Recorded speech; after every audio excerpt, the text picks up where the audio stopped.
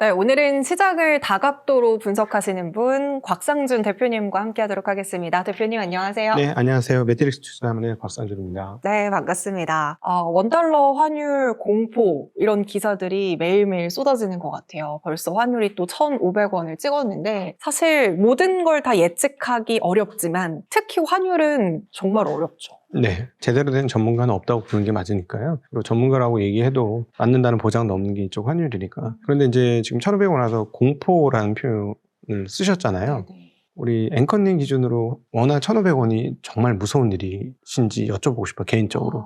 저 초등학교 때는 선생님들이 환율을 항상 설명해 주셨을 때 1달러에 1,000원 이렇게 많이 설명을 해주셨거든요. 근데 점점 1,200원, 1,300원, 1,500원은 또 이제 처음 보는 숫자여서 약간 무섭긴 합니다. 근데 그 내 삶에서 나쁜 거는 이제 유가 올라가는 거하고, 물가 이런 예, 것들. 여행 가기 힘든 거하고, 네. 뭐 이런 것들이죠. 그렇죠. 물가도 좀 오르죠. 근데 나라의 위기는 환율이 올라오면 올 거냐? 이런 근원적인 질문을 한번 해보고 싶은 거예요. 왜 이런 근원적인 질문을 하냐면, 환율이 오르면 위기다라는 게 어디서부터 연유했느냐 보면, 저는 이제 아주 그걸 뼈저리게 체험을 했는데, 사회초년생 때 환율이 700원 하던 게 1,000원, 1,200원 가면서 외환 위기가 왔어요. IMF 외환이라고 표현되는 외환 위기가 왔고, 나라가 망했다는 거예요. 그래가지고 취업을 하려고 하는데 분명히 취직을 시켜주겠다 그랬어. 뭐 이렇게 인터뷰 했거든요. 전부 취소가 된 거예요. 저는 그때 그걸 실제로 체험해서 98년도인데, 그러니까 98년도에 이제 졸업을 하는 사람이니까 97년도 후반부터 막 인터뷰를 하러 다니잖아요. 학창시절에.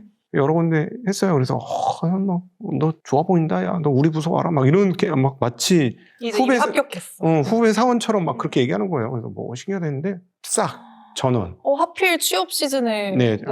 싹 없어지는 거예요. 다. 정말 놀라웠어요. 저희 앞쪽에서는 사실 90년대 중반까지는 분위기가 굉장히 좋았기 때문에 아무나 취업을 했고, 여러 군데 또 취업 합격을 하고 막 그러기도 했었어요. 근데 물론 이제 저희 뒤에는 더 어려워졌습니다. 저희 뒤에는 더 어려워졌는데, 그 경험이 있다 보니까 그때 외환 위기가 어떻게 되냐면 가지고 있었던 외환이 동이 났어요. 외환 보유고에. 예, 외환 보유고가 막 1,000원을 향해 가니까 방어한다고 2, 30억 달러를 막 써버린 거죠. 그러니까 고간에 3, 40억 달러밖에 없는 그런 상황에 봉착하게 됐어요. 그래갖고 갑자기 경제부총리가 나오더니 오늘 일부러 저희 한국은 외환은행에 구제금융을 신청하기로 했습니다. 이러면서 2,000원까지 갔습니다.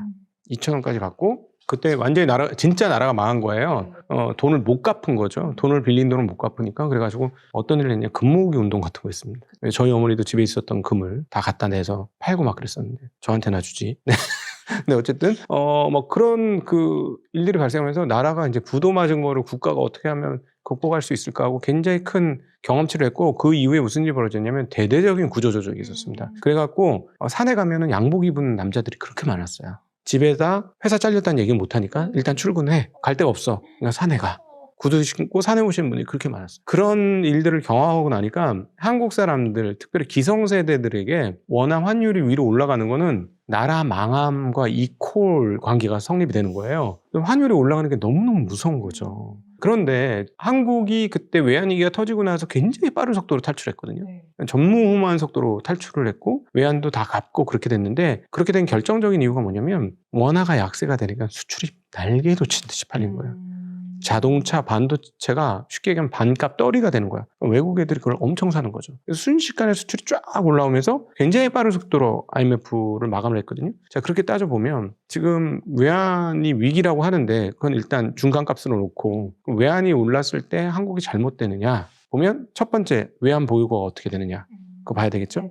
외환 보유고는 여전히 세계에 꽤 많습니다. 네. 그래서 당장 외환 보유고 관련해서 문제는 없고요. 그러면 수출업체들이 적자가 빵빵 터지느냐, 그거 아니라는 건 우리가 주식시장 최근에 오른 거를 보면 알 수 있잖아요. 기업들의 EPS 증가인데 우리나라 기업들이 뭐 내수 있는 것보다는 수출이 훨씬 많으니까 그것도 이제 괜찮습니다. 딱 하나, 국내 자금들이 외국으로 빠져나가고, 그 다음에 외국 애들이 외국 돈을 가지고 빠져나가는 것이죠. 그게 문제가 되는데 굉장히 많이 빠져나갑니다. 그런데 그러면 외환 보유가 쭉쭉쭉쭉 줄어들어야 되는 거잖아요. 일부 영향은 좀 있었던 것 같습니다. 그래서 지난번에 RIA 계좌도 만들고, 그다음에 한국은행 총재께서 나와서 평소와 다른 외환 가격은 자꾸 한국 사람들이 미국 주식을 사기 때문이다. 뭐 이런 이야기도 나왔었죠. 평소보다 조금 다른 영역은 있는데, 그럼 위기이냐라고 봤을 때 저는 여기서 이제 엔화를 호출을 합니다. 일본 엔화. 작년도 5월부터 지금까지 N1 환율은 얼마였냐면 940원, 100엔당 940원에 플러스 마이너스 10원이에요. 거의 1년간 똑같아요. 똑같은 자리에서 지속이 되고 있습니다. 자, 그러면 엔화하고 비교해 봤을 때 우리는 일본과 수출 경쟁 관계에 있고, 그쵸. 그럼 예를 들자면 우리가 원화가 지금 1,200원이면 엔화 대비로는 막 700원대 들어갔어야 되거든요. 그럼 과연 그런 외환 정책이 잘하는 정책이냐? 물론 우리는 물건도 싸게 살 수 있고 해외여행도 싸게 갈 수 있고 뭐 그렇긴 하지만 일본하고의 경쟁 관계에 있는 여러 가지 품목들은 어떻게 될까 생각해 보면 굉장히 어려워지겠죠. 또 겹치는 게 많기도 하잖아요. 네네. 뭐 대표적인 뭐 자동차 뭐 이런 건데 예를 들자면 이제 미국 가서 한국 차 살라고 그랬더니 일본 차보다 막 20%씩 비싸. 이러면 답 안 나오는 거잖아요. 경쟁력이 좀 떨어지죠. 네네. 그렇죠. 그러니까 그런 부분도 분명히 하나 있고요. 또 하나가 뭐가 있냐면 과거 3년간 한국의 M2라고 하는 유동성이 어마무시하게 풀렸어요. GDP 대비 M2의 양이 미국보다 더 많아요. 우리나라가 이제 GDP가 2,500조 정도 되는데 100%가 훨씬 넘습니다. 일본은 200%가 넘어요. 그러니까 중국도 200%가 넘고. 근데 이제 일본과 중국과 우리가 조금 격이 다른 건 거긴 준기축통화국이잖아요. 그러니까 그렇게 통화량이 많고 통화가 약세가 된다고 해도 큰 문제 없고, 그다음에 이제 일본 같은 경우는 자국 빚이 많지 내국인들한테 빚을 많이 줬지 외국 빚이 그렇게 많은 상황은 아니니까 한국은 조금 다릅니다. 그러니까 그것보다는 아무래도 뭐 중국이나 일본보다는 훨씬 더 우려되는 상황이긴 한데, 그렇다고 이제 우리가 과거의 경험으로 IMF 외환위기를 소환해서 지금도 그때와 같은 외환위기야 라고 보기에는 그렇진 않은 상황이죠. 그리고 근데 따지고 보면 이게 지금 국민들한테 떠넘기는 거예요. 국가의 부담을. 왜냐하면 환율이 원화가 약세가 되면 우리가 실질적으로 수입을 통해서 해결해야 되는 생필품 같은 것들은 가격이 웬만하면 다 올라가잖아요. 그러면은 국민들한테 부담이 되는 거고, 또 인플레이션도 자연스럽게 나지 않습니까? 그것도 결국은 우리한테 부담이 오는 거죠. 그러니까는 그 일본이 전형적으로 그런 모습을 보여줬는데, 일본은 지금 아베노믹스 이후에 무한정한 통화 발행을 통해서 그 부담이 어디로 갔냐면 국가적 부담이 다 국민들한테 떠넘겨진 거예요. 물가가 그렇게 낮은 나라가 물가 때문에 지금 쌀값이 2배 올랐다 막 이러잖아요. 그러니까 결국은 그 통화 가치를 없애는 방향은 부채를 국민들한테 떠넘겨서 녹이는 방식입니다. 그래서 우리도 일본이 그렇게 했고 우리도 좀 그런 비슷한 방향으로 지금 가고 있는 거다라고는 표현할 수 있지만, 이게 뭐 국가적으로 대단한 위기냐라고 보기에는 상황은 좀 그렇진 않은 것 같습니다. 대부분 또 우리나라 말씀 주신 것처럼 수출이 대부분이긴 하니까요. 네네. 그럼에도 불구하고 어쨌든 지금 원달러 환율이 1,500원이잖아요. 네. 원화 약세 이유는 그 근본적인 문제를 어디서 찾아보면 될까요? 앞서 말씀드렸던 대로 일단 통화량 증가가 제일 크다라고 개인적으로 보고 있고요. 그다음에 이제 한국이 일본의 보조를 맞추는 경향이 매우 높다라고 보는 게 일단 제일 큰 것 같습니다. 그리고 그 다음에 이제 뭐 외국인들의 매도나 그냥 국내 자금의 해외 유출 뭐 이런 정도를 들 수 있을 것 같습니다. 그래도 또 이제 희소식이 하나 있는 게 4월부터 세계 국채 지수에 편입이 되잖아요. 네. 그럼 외국인 자금이 또 들어오게 될 테고 이게 또 환율을 좀 안정화시킬 수 있는 데 역할을 하지 않을까요? 네, 그거는 뭐 일정 부분 분명히 그럴 것 같고, 외환은 들어오는데 그렇다고 금리가 낮아질 거냐? 매수세력이 많아지면 가격이 높아지는 거잖아요. 가격이 높아지는 거는 금리는 떨어지는 거니까. 되니까요. 네. 그렇게 되진 않을 것 같아요. 한국은 지금 금리를 올릴 수도 있는 상황이라서, 게다가 이제 새로운 신임 신현송 한국은행 총재 후보가 지금 알려지기로는 굉장히 매파 인사고, 그 다음에 금융의 지나친 완화에 대해서 부정적이신 분이에요. 그리고 왜 이 시점에서 그럼 그렇게 소문난 신현송이란 분이 한국은행 총재로 임명이 되었느냐? 결국 부동산하고 관련돼 있을 것 같아요. 그래서 그렇다면 지금 한국에서의 부동산 규모는 1경 6천조 정도쯤 되는 것 같은데요. 그러니까 거기에다가 부채가 약 3천조 원 가까이 돼요. 그러면 이 부분들을 정리를 하려면 가장 빠른 방법 중에 하나가 금리를 올리는 방법이라서, 제가 보기에는 신현송 지명자가 한국은행 총재가 되면 금리가 쉽지 않을 거다. 그래서 실제로 그분이 차기 한국은행 총재야 발언 나온 이후로 한국 금리 계속 오르고 있어요. 쫙쫙쫙쫙 계속 오르고 있습니다. 예, 물론 이제 지금 그 전쟁으로 인해서 선진국 주요국 금리도 다 오르고는 있는데, 한국은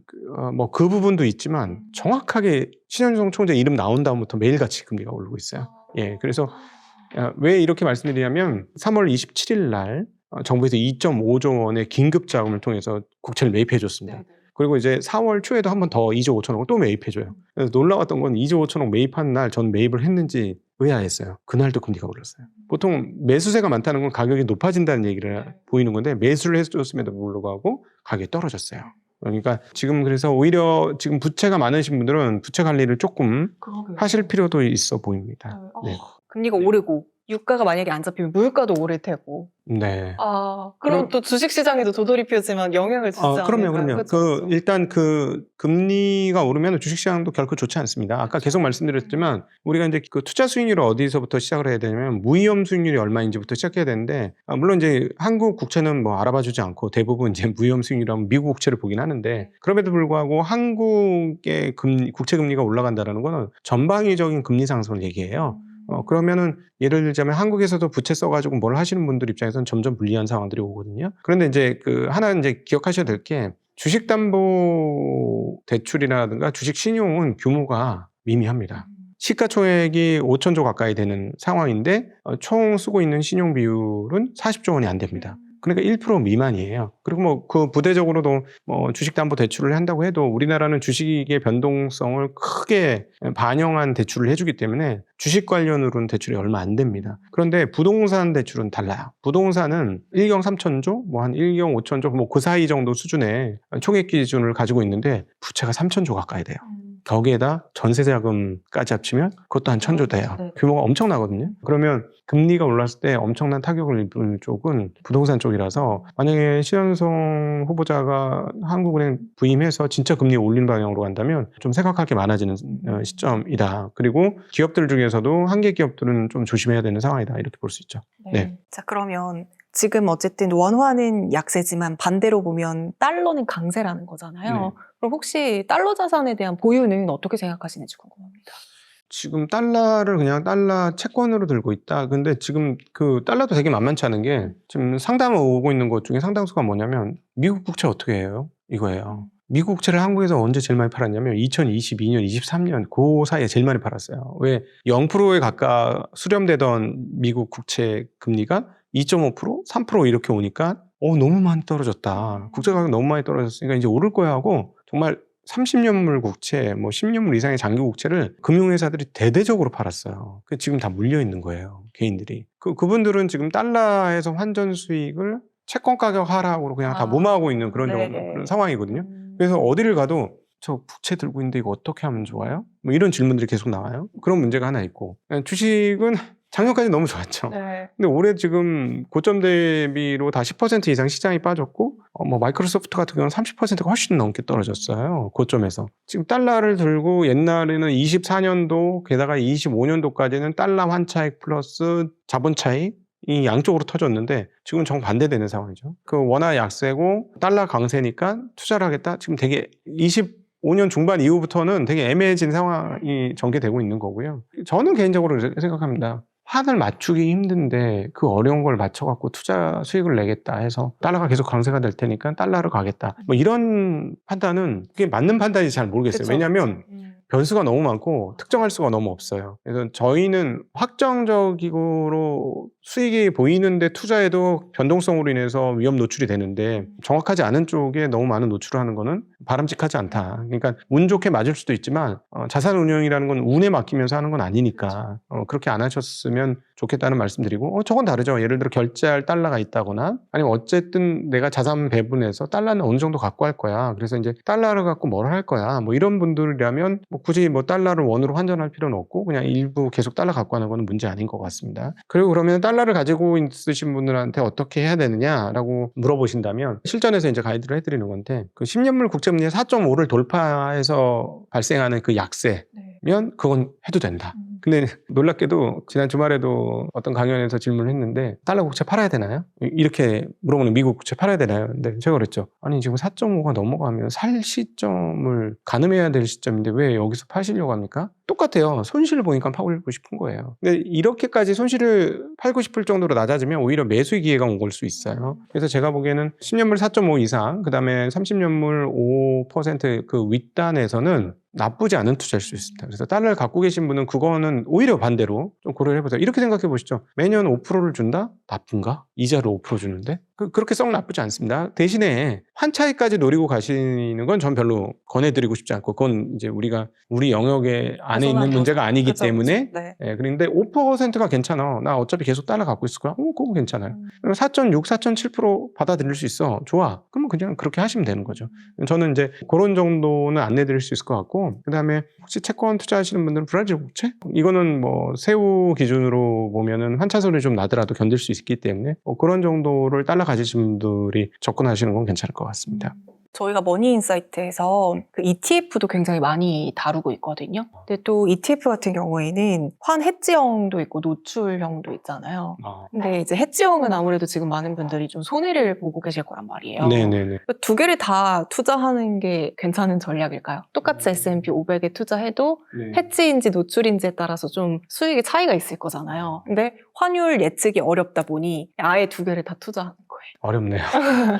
개인적으로는 미국 투자하시면 그냥 미국 투자하시는 게 맞죠. 환해지까지 하면서 미국 투자한다? 뭐 그거는 어차피 미국이라는 데 가서 투자하는 거는 일정 부분 위험은 감내하는 거니까 제가 보기에는 환을 해지하면서 그렇게 투자를 하겠다. 그럼 환 해지 비용이나 이런 것들을 따져보면 수익을 제대로 못 내니까 오히려 그것보다는 저게 맞는 것 같아요. 지금 내가 사는 S&P, 예를 들어 S&P ETF가 매력적인 가격이냐 이런 거 따져보는 게 훨씬 좋을 것 같거든요. 오늘도 여기 오기 전에 하나 전화 통화했는데 저희가 이제 해외 주식을 많이 갖고 계셔서 좀 매도를 했으면 좋겠습니다 했는데 이제 너무 돈을 많이 버는 거예요. 세금을 너무 많이 내는 거예요. 그래서 작년에 좀 멈췄으면 좋겠다 해가지고 저희가 이제 해외 주식을 있던 걸 팔아드리는 상황에서 멈췄어요. 그리고 이제 그냥 왔거든요.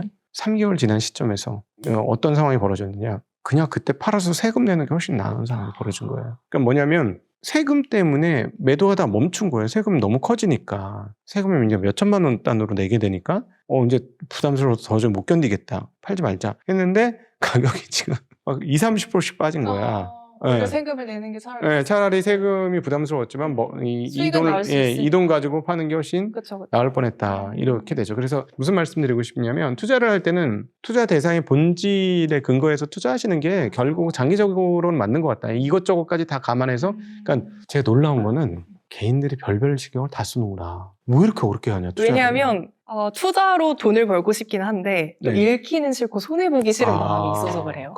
너무 복잡한 연산을 하고 그쵸. 계신데요. 변수에 변수를 더하면 그 값이 훨씬 어려워져요. 그러니까 보통 ETF 투자하시는 분들은 그래도 좀 안전지향이잖아요. 네, 그러니까 계속 장치를 걸어두시는 그거보다 더 좋은 장치는 분할 매수. 분할 매수. 예, 그게 훨씬 더 좋은 장치입니다. 제가 보기에는 내가 저점을 잡으려고 하지 마시고요. 예를 들자면 이렇게 하시는 거죠. 방법은 난 그래도 미국 보니 S&P가 매년 한 7에서 9% 매년 올라. 그러니까 살 거야. 근데 오르면 좀 덜 사시고요. 지금처럼 떨어지잖아요. 조금씩 더 많이 사는 거예요. 매달 한 번씩 사던 거를 이렇게 뚝뚝 떨어지면 중간에 한 번씩 더 사시는 거죠. 금액은 딱딱 정해놓고. 그런 식으로 접근하시는 것이 오히려 더 좋지 않을까요? 근데 함수를 굉장히 복잡하게 해서 풀어가시려고 하는 경향이 있으시네요. 투자 단순하게 하시는 게 좋아요. 심플 이즈 베스트다. 네, 맞습니다. 네, 좋습니다. 그러면 이제 아까 전에 계속 반복해서 말씀해 주셨지만 지금 원달러 환율이 오르는 이유는 돈이 너무 많이 풀려서다라고 말씀해 주셨는데 그럼 이 문제 말고 정말 이 환율이 오르는 게 정말 위험한 신호다라는 걸 체크할 수 있는 지표가 있다면 어떤 게 있을까요?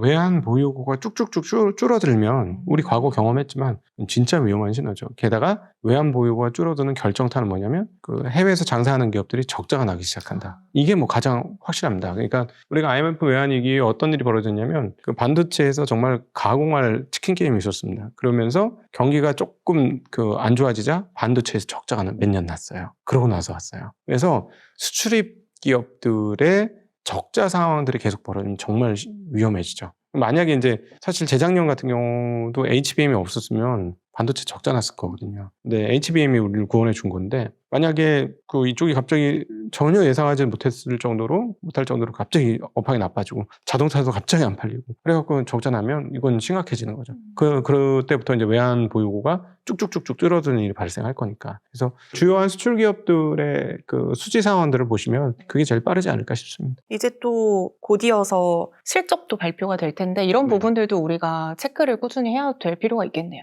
그러니까 보유하고 있는 기업들만 열심히 하세요. 다 알려고 하지 말고 그냥 저 정도 보시면 되죠. 우리나라는 이제 수출이 워낙 중심이니까 요즘엔 뭐 이제 그게 일상화됐는데 예전에는 전문가들도 안 하는 걸 요즘 일반 투자자들 하거든. 10일마다 우리나라는 수출 동향 데이터를 네네네. 내줘요. 아주 부지런한 나라예요. 일요일 날도 데이터가 나와요. 근데 그것만 체크하셔도 지금 우리나라 지금 수지가 어떻구나 이런 것들을 보여지고 내가 투자한 기업 중에 수출하는 기업이 있다면 그걸 보시면 얘네들 지금 어떻게 돌아가는지 아니까 집중하고 그걸 중심으로 체크해 보시면 어떨까 싶습니다. 그럼 마지막으로 지금 영상 보시는 분들 중에서도 숫자에만 집착하시는 분들이 있을 거예요. 환율이 높다, 주가가 높다. 이런 거 말고 진짜 우리가 투자를 하는 데 있어서 본질이 중요하잖아요. 이 본질, 과연 어떤 게 본질일까요? 너무 중요한 이야기시고요. 세상을 다 맞추려고 하지 마시고요. 내가 투자하는 기업과 내가 투자하는 기초자산의 성질이 무엇인지를 파악하시는 게 훨씬 중요해요. 그런데 거시 환경이라든가 정치, 경제 이런 전체적인 세상의 그 중요한 이슈들 여기에 사람들이 관심이 갖는 건 재밌어서 그런 거예요. 투자는 재미로 하는 게 아니거든요. 이게 훨씬 접근하기 편하고 누구나 다 얘기하고 또 게다가 재밌어. 트럼프 오늘 무슨 얘기해? 미쳤나 봐. 막 이러면서 재밌죠. 근데 투자는 재미가 나한테 이익을 만들어주진 않아요. 그러니까 나한테 이익을 만들어주는 건 내가 투자한 대상이 어떻게 하는지거든요. 근데 이게 조금 재미가 덜할 수도 있어요. 지루하기도 하고. 지금 물론 이제 내가 관심을 가지면 삼성전자 갖고 계신 분은 삼성전자만 귀가 열리잖아요. 삼성전자 얘기하면 이렇게 그렇긴 한데 그 기업이 뭘 하는지 조금 더 깊이 파고 들어가실 필요가 있어요. 예를 들어 삼성전자 투자자 분이시라면 지금 반도체의 흐름이 어떻게 되고 있고 AI에서 반도체가 어떻게 쓰여지고 있고 그럼 AI의 방향성이 어떻게 되고 그런 것들을 아셔야 메모리가 어떻게 쓰여지고 HBM이 어떻게 쓰여지고 낸드는 어떻게 쓰여지고 이런 거 판단하시잖아요. 근데 조금 어려울 수 있어요. 왜냐하면 접해보지 않은 거라서. 그렇죠. 용어도 어렵고요. 그런데 근데 내가 투자한 회사잖아. 근데 대부분 내가 투자한 회사는 관심이 없고 세상은 어떻게 돌아가? 자꾸 이러는 거예요. 여기에 관심 안 갖고 세상은 돌아가는 것만 관심이 있어요. 그러시면 안 돼요. 그러시면 안 되고 그거는 디테일 값이에요. 내가 투자를 잘하려면 내가 투자한 디테일이 어떻게 돌아가고 있는지 파악하셔야 된다. 그거를 말씀드리고 싶습니다. 이거 거시는 누구나 한마디 얹을 수 있거든요. 재밌어요. 근데 재미가 우리의 투자 수익률을 보장해주지 않는다. 네. 너무 오늘 인사이트가 되는 이야기들 정말 많이 들었습니다. 그리고 또 이제 주식 투자를 하는 데 있어서도 저도 어떤 마음을 갖고 투자를 해야 되는지 좀 배울 수 있었던 너무 좋은 시간이었던 것 같습니다. 오늘도 환율에 대한 이야기 나눠주신 곽상준 대표님과 함께 했습니다. 오늘 말씀 감사합니다. 네, 고맙습니다.